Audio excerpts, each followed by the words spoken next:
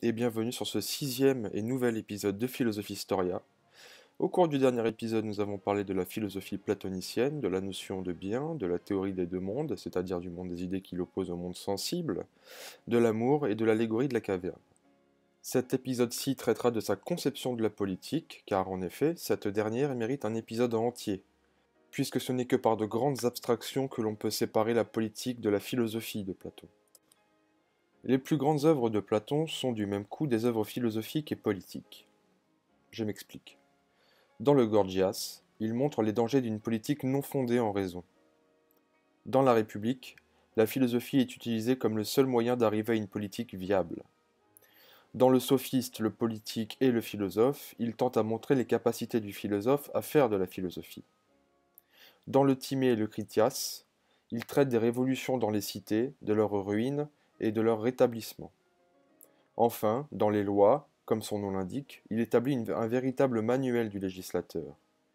Platon, comme Socrate, croit fortement à la mission sociale du philosophe. Dans la République, après avoir dépeint le régime de la cité idéale, il se demande à quelles conditions un nouveau régime, autre que démocratique, pourrait passer dans les faits. En effet, pour Platon, la démocratie n'est pas le régime idéal. Il rêve d'un philosophe roi.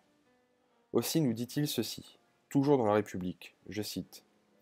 Ce qui n'est point petit ni facile, quoiqu'il soit possible, c'est que les philosophes soient rois dans les cités, ou que les rois et les dynastes soient de bons philosophes. C'est qu'autorité politique et philosophie coïncident. Fin de la citation. Platon ne se lasse pas d'insister sur le rôle actif qui convient aux philosophes. Il faut le forcer à descendre de la contemplation des choses intelligibles, comme nous en parlions dans l'épisode précédent, pour s'occuper des affaires de la cité. Mais il faut aussi préparer à cela l'opinion du vulgaire, porté naturellement à considérer la philosophie comme inutile à la cité. Le philosophe procédera sur la cité comme le peintre sur la muraille qui l'orne. Il la nettoiera d'abord soigneusement, puis il y dessinera la forme de la cité, en comparant à chaque instant son dessin au modèle du juste. Mais qu'est-ce que la justice pour Platon?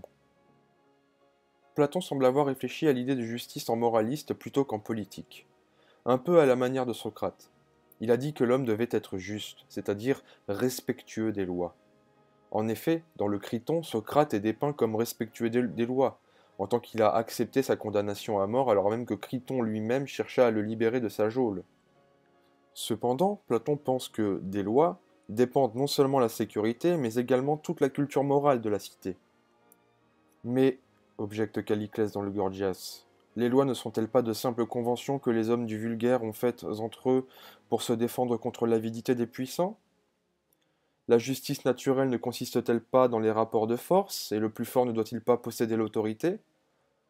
Qu'est-ce donc que cette force dont parle Calliclès? Est-ce la force physique pure et simple? C'est donc une force accompagnée de sagesse et d'habileté, ou plus précisément de la connaissance raisonnée de la politique, ainsi que la force du courage pour réaliser ses desseins, contre des protestataires. Mais ce courage, qui donne l'autorité sur les autres, implique d'avoir une autorité sur soi-même. C'est ce que l'on appelle la tempérance. Mais qu'est-ce que la tempérance? En voici un exemple. Si vous êtes accro à quelque chose, comme par exemple une drogue, disons la cigarette, elle n'est pas bonne pour vous, mais vous procure du plaisir. Aussi, si vous arrivez à ne pas en prendre, donc à ne plus fumer, vous deviendrez tempérant, c'est-à-dire que vous aurez de l'autorité sur vous et donc du courage. Cette tempérance introduit un certain ordre dans le corps et dans l'âme en élaguant les désirs contraires à cet ordre. Ce développement sur la tempérance, que l'on appelle également vertu de l'ordre, est le point culminant du livre Gorgias. C'est le point central de toute vertu, et notamment le point culminant de la justice, puisque la tempérance crée l'ordre. La tempérance, c'est l'activité réglée par l'ordre, et elle s'oppose directement à l'activité brutale et sans frein de Calliclès, que l'on voit dans le Gorgias. Aussi, l'activité qu'on appelle l'art agit selon des règles, et est antérieure à cette prétendue nature désordonnée et déréglée que veut suivre Calliclès, qui, rappelez-vous, parlait de justice naturelle dans les rapports de force. Pour Platon, il y a un primat de l'art au cœur même des choses naturelles et de l'ordre du monde. C'est là le postulat, c'est-à-dire le point de départ de toute politique de Platon, comme de sa philosophie d'ailleurs. En effet, L'ordre n'est pas une conquête humaine sur les forces déréglées, il est plutôt le fond du réel, qui nous est révélé par une intuition intellectuelle. Si la tempérance, alliée à la technique qui discerne et ordonne, est la vertu fondamentale, alors l'ascétisme du livre Phédon et le gouvernement des philosophes dans le livre République seront deux aspects inséparables de cette vertu. La tempérance, et donc la justice, doit être le point de départ de tout bon politique, car elle domine l'intelligence. Aussi, la recherche de la vérité s'accompagne de l'abstinence des plaisirs. L'âme est fixée au corps par le désir, et elle est forcée de regarder à travers le corps où elle est comme en prison. Mais la philosophie lui enseigne que la vision et les autres sensations sont pleines d'erreurs. La philosophie lui apprend à ne croire qu'à elle-même et à ses pensées propres. Ainsi, elle est détachée de l'âme et du corps, et fait qu'elle s'abstient autant que possible des plaisirs, des désirs et des peines. La véritable vertu consiste à s'affranchir de toutes les affections.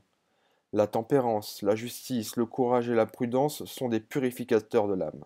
En fin de compte, la justice paraît désormais être non plus comme dans le Criton, c'est-à-dire qu'il ne s'agit plus seulement de respecter les lois de la cité, mais elle est également l'exigence d'une réforme politique complète sous la conduite des philosophes.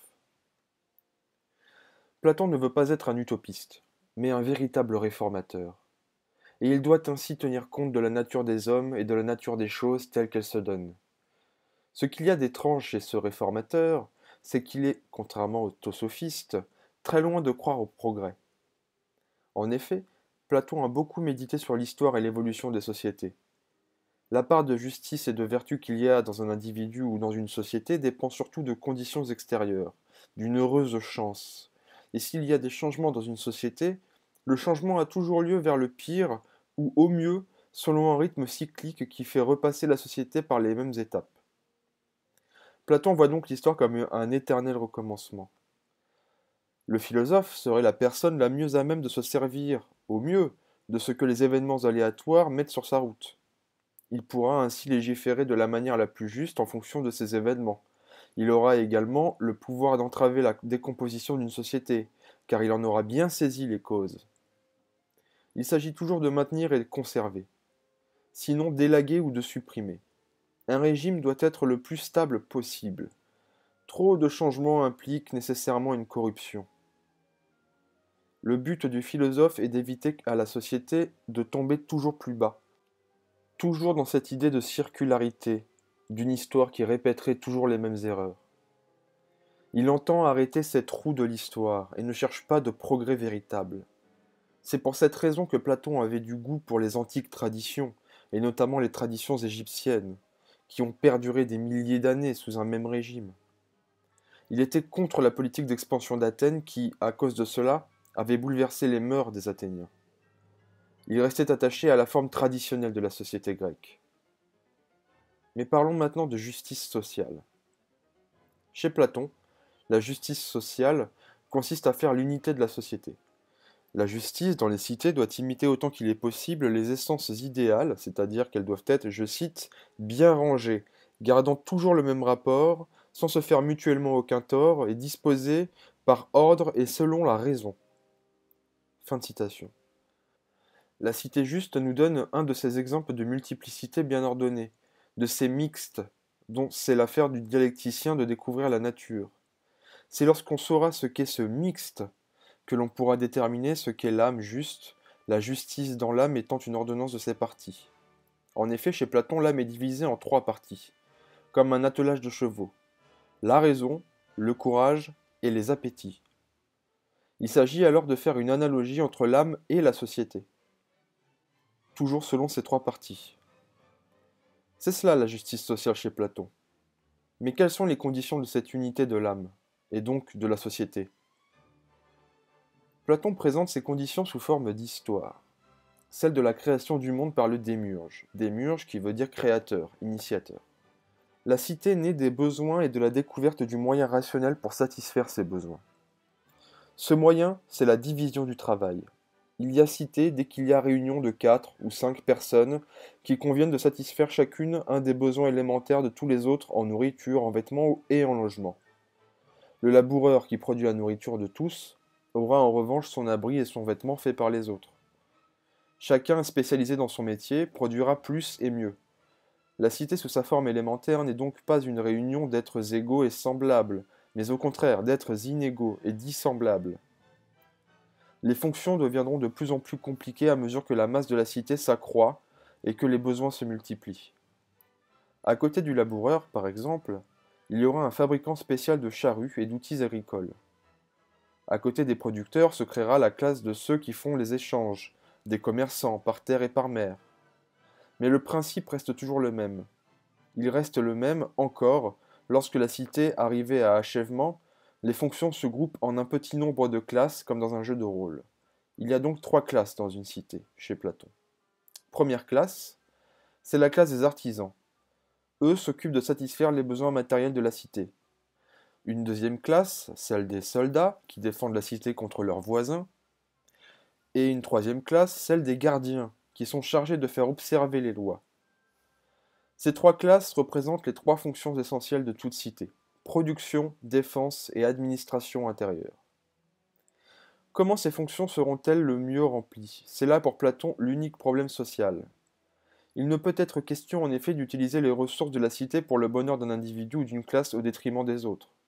Je cite: Nous fondons la cité, répond Socrate à Adimandre qui lui reproche la vie trop dure qu'il fait mener aux gardiens. Non plus qu'une classe est un bonheur supérieur, mais pour que la cité entière soit heureuse. Fin de la citation. L'individu qui fait partie de la cité est fait pour accomplir sa fonction sociale, et non pour autre chose. C'est en quoi consiste la justice. C'est être juste, c'est accomplir sa fonction propre. Ces trois classes sociales nécessitent une éducation acquise, certes, mais aussi des aptitudes naturelles. Certains sont naturellement aptes à être artisans, soldats ou gardiens. L'amour du grain chez l'artisan, la passion généreuse chez le soldat, la prudence et la réflexion chez le gardien. Cette nature, Platon y attache une importance extrême, en particulier lorsqu'il parle des chefs de la cité, dont il fait une liste détaillée des qualités innées indispensables aux gardiens. Il s'agit de l'amour, de la vérité, d'une facilité à apprendre, de la faiblesse des désirs, de la noblesse de l'âme et du courage, ainsi que d'une mémoire précise et étendue. La réunion de tout cela est très très rare. Cette réalité des caractères, pour Platon, fixe à chacun notre destinée et fait appel à un mode d'explication qui est lui-même irrationnel car il explique cela avec le mythe du choix des vies. Je m'explique. Après cette vie, les âmes subissent des châtiments ou profitent de récompenses selon la justice dont elles ont fait preuve de leur vivant. Enfin, elles se réunissent pour choisir une nouvelle vie. Ce choix est pleinement volontaire et les dieux n'en sont nullement responsables. Mais une fois fait, il est sanctionné par la nécessité et les moires, c'est-à-dire les divinités du destin, et l'âme n'échappera plus à son sort. Elle passe avant de renaître dans le léthé, qui enlève tout souvenir de ce choix, puis sa nouvelle vie se déroule selon son choix, conformément à ce que l'âme a voulu avant de naître. Et c'est la diké, c'est-à-dire la justice, c'est la diké universelle qui guide l'âme dans son choix. Cette conception pose le caractère de chacun comme une donnée ultime et innée, c'est-à-dire que l'on acquiert à la naissance. Cette fixité des caractères est garante de la fixité sociale, et par conséquent de la justice. Cependant, les chefs de la cité peuvent, en réglementant habilement les mariages, arriver à maintenir à l'état la pureté des caractères convenables à chaque classe sociale, comme les éleveurs savent maintenir des races pures. Et c'est la négligence dans l'application exacte du règlement des unions qui amènera, avec la décadence de l'aristocratie philosophique, celle de la cité tout entière. Mais qu'est-ce qui fonde l'unité sociale? Si le fondateur de la cité a, par chance heureuse ou grâce à la providence des dieux, les caractères qu'il faut, il peut alors instituer une cité juste. Il lui suffit alors de réglementer l'activité des citoyens de telle manière que, je cite la République, chacun donne ses soins à une seule fonction, celle à laquelle il est naturellement apte, afin que chacun, ayant son occupation propre, ne soit pas multiple, mais un, et qu'il puisse naître ainsi une cité une et non multiple. C'est ainsi qu'une réglementation de la richesse sera nécessaire pour fixer l'artisan à son métier. Je cite encore la République. Un potier devenu riche voudra-t-il encore s'adonner à son métier? Évidemment non. Il devient alors un mauvais potier. Fin de la citation. Mais il ne faut pas non plus qu'il soit pauvre, au point de ne plus pouvoir se procurer les outils indispensables à son métier. Le plus grand malheur pour la cité, c'est donc la division, non pas des fonctions dans la cité, mais de tout ce qui la compose. C'est la séparation de la cité en famille, par exemple, qui risque de la corrompre. Aussi, la sexualité sera libre, et les progénitures ne doivent pas savoir d'où elles viennent. La communauté des femmes, des enfants et des biens, c'est là la seule manière de lier les gardiens entre eux, car ils seront tenus par la réglementation des pouponnières publiques dans l'ignorance des liens naturels de filiation. Les enfants seront élevés par la société, et la société tiendra compte, non pas de la différence entre les personnes, mais de la différence entre les aptitudes. On définira alors le citoyen uniquement dans son rapport à ses occupations. De même, il suit qu'il ne faut pas donner à la femme de la cité une place différente de l'homme au point de vue social, car il n'y a entre eux nulle différence. Il peut y avoir des femmes artisans, défendresses de la cité ou encore gardiennes, et là je cite la République. Ces femmes de nos gardiens seront communes toutes à tous. Aucune n'habitera en particulier avec aucun d'eux. Les enfants aussi seront communs, et le père ne connaîtra pas son fils, ni le fils son père. Quant aux enfants, à mesure qu'ils naîtront, ils seront remis à un comité constitué pour eux, qui sera composé d'hommes ou de femmes, ou des deux sexes, puisque les fonctions publiques sont communes aux hommes et aux femmes. Ils conduiront les mères au bercail, quand leur sein sera gonflé, employant toute leur adresse à ce qu'aucune ne reconnaisse son enfant. Si les mères ne peuvent allaiter, ils amèneront d'autres femmes ayant du lait. Et pour celles qui le peuvent, ils auront soin que l'allaitement ne dure que le temps voulu. Quand les femmes et les hommes auront passé l'âge de donner des enfants à la cité, nous laisserons, je pense aux hommes, la liberté de s'accoupler à qui ils voudront, hormis leurs filles ou leurs mères, etc. Nous donnerons la même liberté aux femmes. Du jour où un guerrier se sera uni à une femme, il traitera les enfants qui naîtront au 10e et au 7e mois après, les mâles de fils, les femelles de filles. Fin de la citation. Pour chacune des classes sociales, il y a un déterminant lié à l'âme. L'artisan correspond aux désirs élémentaires, tels que la nourriture, le soldat correspond à la passion de la colère, et le gardien correspond à l'intelligence réfléchie. Mais qu'est-ce qu'une société décadente? Pour Platon, la fixité de la société dont nous parlions est impossible. En effet, tout ce qui naît est sujet à corruption. Une fois que l'harmonie dérangée, il y a une décadence plus ou moins rapide des choses, et concernant la cité, ce sont les régimes qui changent lorsque l'harmonie n'est plus. La société peut passer du gouvernement le plus juste au gouvernement le plus injuste. Cette décadence est naturelle et spontanée. Les luttes et dissensions civiles sont d'ailleurs accompagnées d'un état de trouble et de déséquilibre. À la constitution de la meilleure société succède d'abord une lutte entre, je cite, une race d'or et d'argent, fin de la citation, qui veut maintenir la vertu et la tradition, et une race de fer et d'airain, tout asservie à la recherche du gain. Cette lutte se termine par une sorte de loi agraire, où terres et maisons sont distribuées et appropriées. Le régime de la propriété individuelle commence, et avec lui l'esclavage des laboureurs. Cela rappelle un peu la philosophie de Marx. C'est la domination du riche qui caractérise ce que Platon appelle l'oligarchie. Il y a dans la cité oligarchique deux classes, celle des pauvres et celle des riches. Indigence d'un côté, luxe de l'autre. La cité ne peut plus alors être défendue correctement contre ses agresseurs et c'est une forme de cité mauvaise.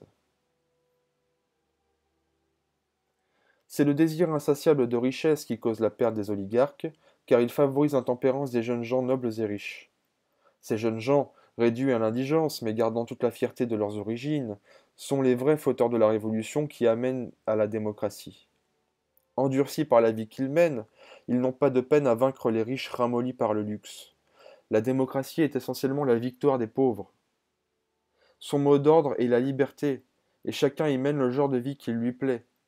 Or, rien de plus varié, rien de moins stable et de moins unifié qu'une démocratie comme celle d'Athènes. Aussi, de la liberté naît l'égalité, due à l'absence d'autorité. Mais cet insatiable désir de liberté cause la perte de la démocratie et change cette forme sociale en son contraire. en tyrannie. Car ceux qui président à la cité veulent toujours plus de pouvoir et beaucoup plus d'argent. Le tyran est l'antithèse du modèle du gardien de la cité de Platon. Il est par excellence l'individu totalement isolé, qui rompt tout lien avec la société, exilant les bons dont il a peur et vivant au milieu des gardes du corps. L'homme tyrannique lâche la bride aux passions les plus sauvages. Ce danger constant de décadence qui menace les cités démocratiques est un moyen indirect de prouver la nécessité du gouvernement des philosophes qui les arrêtent sur la pente. En effet, pour Platon, la démocratie mène nécessairement à la tyrannie. Ce sentiment d'instabilité est très présent dans le livre des lois, œuvre inachevée de Platon. Le livre est rempli de prescriptions, de détails, qui indiquent l'intention très nette de réaliser sa réforme, peut-être dans les villes siciliennes, qui allaient être restaurées après la mort du tyran Dénis. Dans les lois, on cherche le bon mélange qui permettra de créer la cité la plus stable et impérissable possible. Une stabilité que l'on peut retrouver dans le cosmos, stable, impérissable et parfait. Je cite, il importe avant tout que les lois soient stables, nous dit Platon. Jusqu'au jouet des enfants, tout doit rester identique d'une génération à l'autre. Tout changement est un trouble, qu'il s'agisse de l'organisme humain ou de la cité. Les lois ne sont l'objet d'un véritable respect que si l'on n'a aucun souvenir d'un temps où les choses auraient été autrement que maintenant. Fin de la citation. Le philosophe roi est le maître du mélange, du mixte, qu'il faut effectuer pour constituer la cité idéale. Platon donne un exemple d'une constitution qui a résisté au temps. C'est Sparte. Je vous invite à vous documenter sur la constitution politique de Sparte, car ce n'est pas là notre sujet. Cependant, Platon donne un contre-exemple, la décadence de la constitution perse, et de même je vous invite à vous documenter sur l'histoire politique de la Perse. La cité idéale serait donc un mélange savant entre despotisme et démocratie. Isolées, ces deux entités sont mauvaises. Ce qui arrête la décadence, c'est l'harmonie entre la sensibilité et l'intelligence qui juge.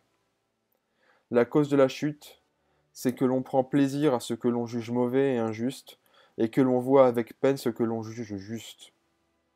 La cité doit être, je cite, amie d'elle-même. Fin de la citation. Le législateur doit obtenir l'assentiment par la persuasion, et non par la violence. Ajoutons à ce portrait, et pour conclure, que l'impiété est une chose dangereuse pour Platon.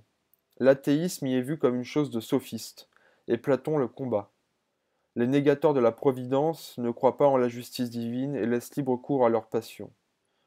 Voilà, c'est la fin de ce 6e épisode de Philosophie Historia et dernier épisode sur Platon. La semaine prochaine, nous commencerons à nous pencher sur Aristote. Merci et à la semaine prochaine.